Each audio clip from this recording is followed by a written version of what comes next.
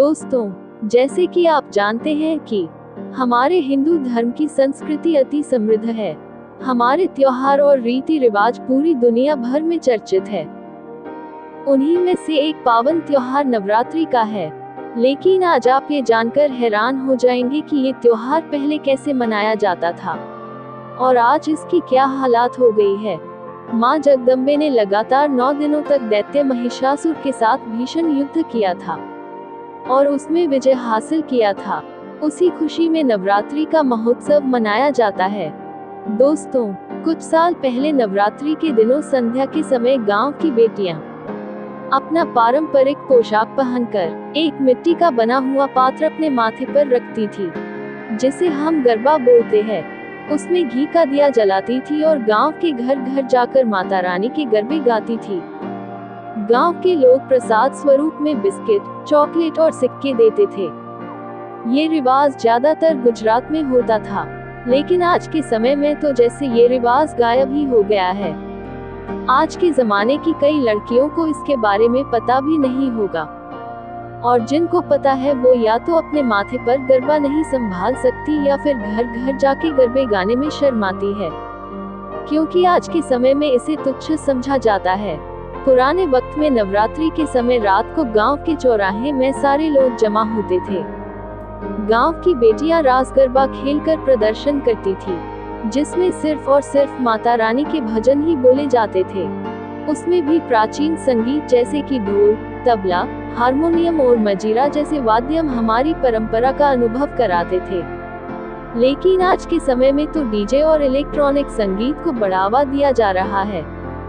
माता रानी के पंडाल में भक्ति भजनों के साथ साथ प्यार, मोहब्बत, बेवफाई और यारियों के गाने बजाए जाते हैं और लोग ऐसे गानों का चाव से मजा लेते हैं।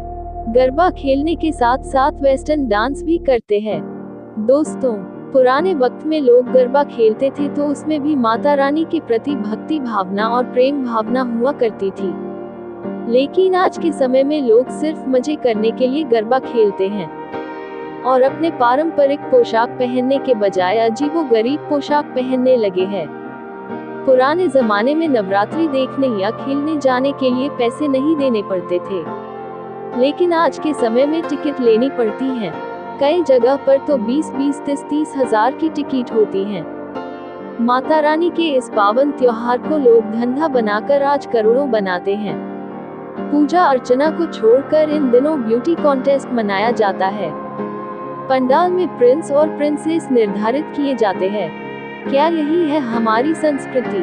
एक समय हुआ करता था जब गांव की बेटियां तैयार होके कभी हाथ में खंजरी लेके तो कभी अपने माथे पर गरबा रख के, कभी लकड़ी लेके तो कभी त्रिशूल तलवार लेके और माता रानी का रूप लेके गरबा खेला करती थी।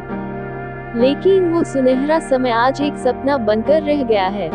दोस्तों, भले ही परिवर्तन संसार का नियम है, लेकिन हमारी संस्कृति का परिवर्तन कभी नहीं होना चाहिए।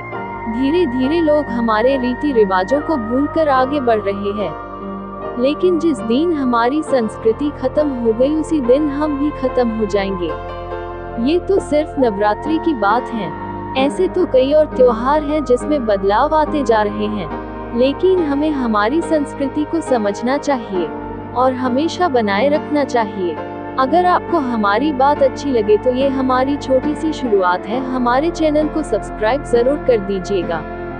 धन्यवाद।